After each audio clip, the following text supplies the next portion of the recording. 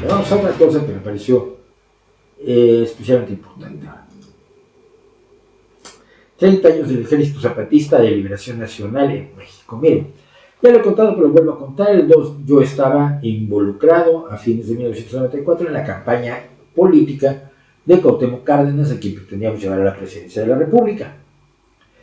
Yo me había pasado 6 años, sí, la verdad, desde el 88, 6 años prácticamente vigilando a Cuauhtémoc Cárdenas. Yo obviamente había votado por él en el 88, como parte de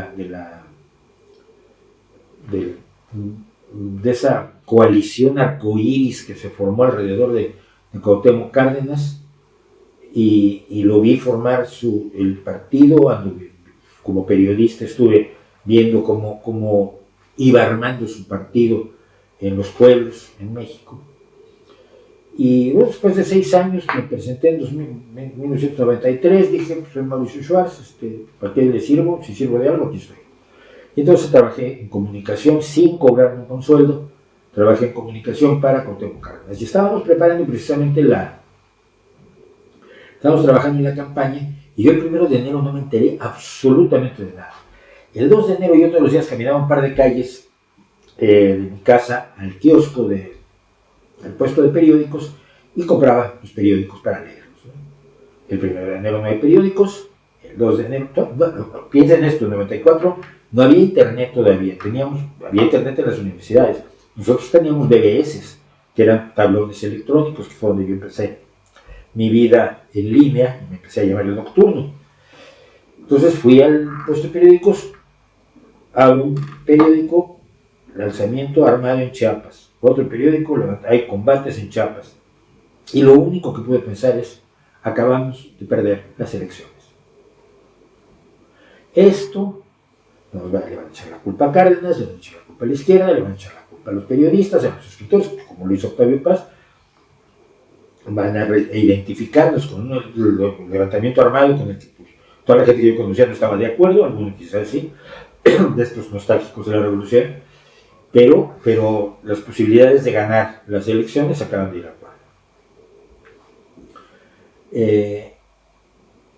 Entonces pasé un tiempo muy molesto con el Ejército Zapatista de Liberación Nacional, ¿no? Porque luego entendí, ¿por qué? Porque habíamos efectivamente, fue uno de los elementos que implicó que se perdieran las elecciones. Ahí no hubo fraude como en el 88. Pero luego entendí que los zapatistas no tenían por qué estar esperando a los señores de los partidos y de la política, porque llevaban 500 años esperando, ¿no? Porque su situación era absolutamente insostenible, eran peones acasillados, los finqueros los trataban a patadas, les quitaban su tierra, los golpeaban incluso. Yo conocí gente que en Chiapas actuaba como verdaderos caciques, ¿no? Finqueros de origen francés y alemán, que esto además luego era un elemento que incluía la xenofobia. Bueno, un desastre. Entonces, entendí pues que los zapatistas no estaban para esperarnos y que habían hecho su movimiento de acuerdo a su lógica y a sus tiempos y a sus necesidades históricas, y que si no coincidían con las nuestras, pues problema nuestro.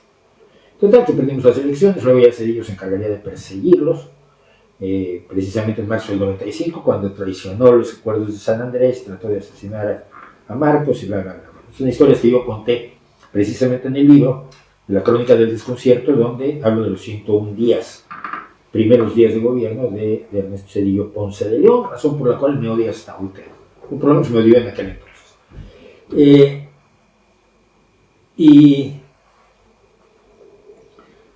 Y todo el mundo vio el experimento del Ejército Zapatista de Liberación Nacional con interés. Afortunadamente se bloqueó, se terminó, se canceló el levantamiento armado con pocas víctimas, lamentables todas y cada una de ellas, por ambos bandos, del ejército y de los zapatistas, pero se resolvió aquello con tratados de mutuo entendimiento que impidieron que continuaran los disparos, que es lo fundamental. Y luego hubo proyectos muy interesantes, muy poéticos por la vena poética e histriónica de Marcos, y hubo una serie de proyectos interesantes, pero ¿qué se imaginaba uno cuando empezaba cuando se lanzaba el Ejército Zapatista de Liberación Nacional, pues tú decías una vida mejor para los campesinos, para los indígenas chiapanecos que han sido tradicionalmente bocabajeados y sometidos y maltratados, ¿no? ¿Qué es una vida mejor? Mira, mejor alimentación, mejor sanidad, educación para los niños, un futuro para los niños, zapatos,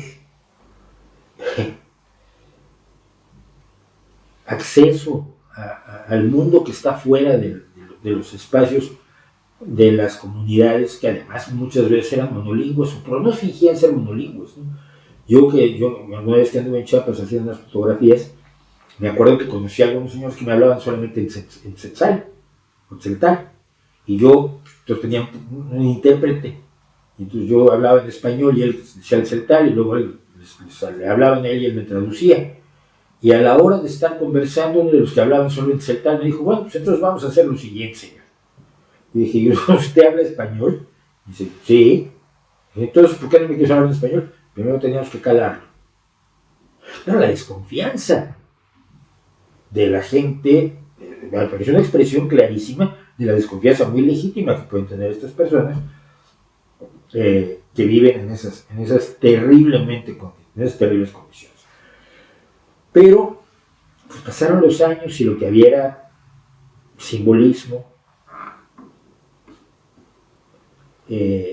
actos histriónicos, teatrales, los caracoles, los recorridos, el Zapatúr famoso, el grupo de zapatistas fueron hasta la Ciudad de México a hablar frente a la Cámara de Diputados, pero como no fue, y ahí el racismo tuvo su gran momento, porque una vez que no fue Marcos el que habló, sino que habló la comandante Ramona, pues nadie lo vio. Nadie se acuerda de lo que dijo la comandante Ramona cuando era el ejército zapatista que finalmente había llegado a la Cámara de Diputados a presentar en un espacio, al menos en teoría, democrático e institucional, sus demandas y sus puntos de vista. Pues nadie se dio cuenta, porque como no estaba Marcos, que era el interesante. Bueno, empezaron a pasar los años y yo me preguntaba qué pasaba con ellos, y la verdad es que no había informes, no salían informes. Entonces, ahora que se acercaban los 30 años, yo dije, y lo tuiteé lo siguiente: si yo quisiera saber si todos los niños tienen zapatos y balones para jugar, y canchas donde jugar, y otros juguetes para jugar. Me gustaría conocer las cifras comparativas 1994-2024 de escolarización, esperanza media de vida, mortandad materno-infantil, en presencia de enfermedades prevenibles, ingreso medio de las familias, número de clínicas en operación y a cuántas personas atienden, situación de las pensiones de jubilación, de viudedad, de orfandad, los kilómetros de drenaje, agua potable y electricidad que se hayan instalado en estos 30 largos años, ¿cuánto se ha atendido de esto, ¿no? Cómo ha mejorado la accesibilidad personal a Internet por parte de los habitantes de los municipios rebeldes. ¿Cuántas casas de obra contra casas de madera y paja se han levantado en estos últimos 30 años? Pues la respuesta es que no ha habido cambios, no ha habido muchos cambios. Ha mejorado la salud un poco.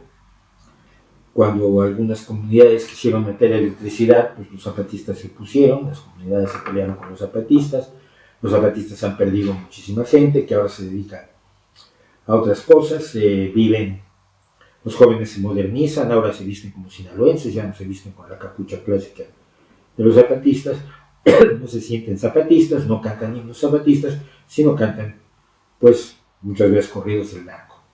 El crimen organizado se ha infiltrado en todo Chiapas y afecta a los municipios autónomos. Y aquí ha pasado algo que a mí siempre me preocupó con respecto a Cuba. Mira, el cambio se hace, una revolución, cuando decides meterte a tiros, liarte a tiros contra un ejército. Pues lo haces para mejorar la vida de la gente, no para servir a una idea abstracta, ¿no? A mí el letrerito patria o muerte nunca me convenció, porque la patria no puede ser el precio de la vida. Educación para mis hijos o muerte, sí, puede ser. sanidad para mi gente o muerte, sí, te lo creo.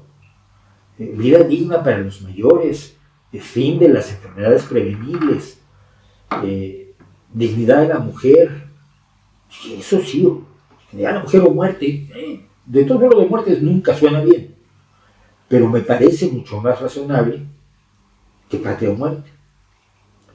Que tu objetivo sea la revolución, o que tu objetivo sea implantar una ideología determinada, independientemente de los resultados que tenga en aquellas personas para las cuales supuestamente hiciste el movimiento de cambio. Tuve la impresión de que el ZLN constantemente o cada vez más estaba solamente al servicio del símbolo y de la idea abstracta de la rebeldía, de la idea abstracta de lo indígena, de la idea abstracta del enfrentarse al sistema simplemente porque el sistema está allí y no porque se puede ofrecer una opción al sistema. Me decía alguien el otro día en Twitter precisamente que hace poco él es médico, atendió a un albañil que le dijo que le había estado en la toma de alguna de las Margaritas, me parece, que fue uno de los combates que se dieron los primeros días de 1994, cuando el alzamiento. Y dice, yo no le creí, ahora le creo. Muchos han emigrado, muchos han dejado de ser zapatistas en el sentido militante que podríamos concebir y se han ido a trabajar. Pues muchas comandantes trabajan en el servicio en México o de obreros o se van a Estados Unidos al trabajo en el campo, que por lo menos les redituará más que en Chiapas. Y al final, otra vez, para los niños que nacieron hace 30 años y hoy tienen 30 años, la vida cambió muy poquito. Se la llenaron de simbolismo y de poesía probablemente, pero la vida real, la vida de las esperanzas, la vida de aquellos vaqueritos de los que siempre hablo yo, aquellos que uno quería ser ingeniero aeroespacial y el otro quería ser astronauta, eran dos vaqueritos de Veracruz, de Agua Dulce, que nunca iban a poderlo ser. Los niños que hoy nacieron en los municipios zapatistas deberían poder tener el derecho a soñar ser ingenieros aeroespaciales y astronautas y la oportunidad de serlo. Y parece que desafortunadamente el zapatismo no se los dio y me da una tristeza enorme.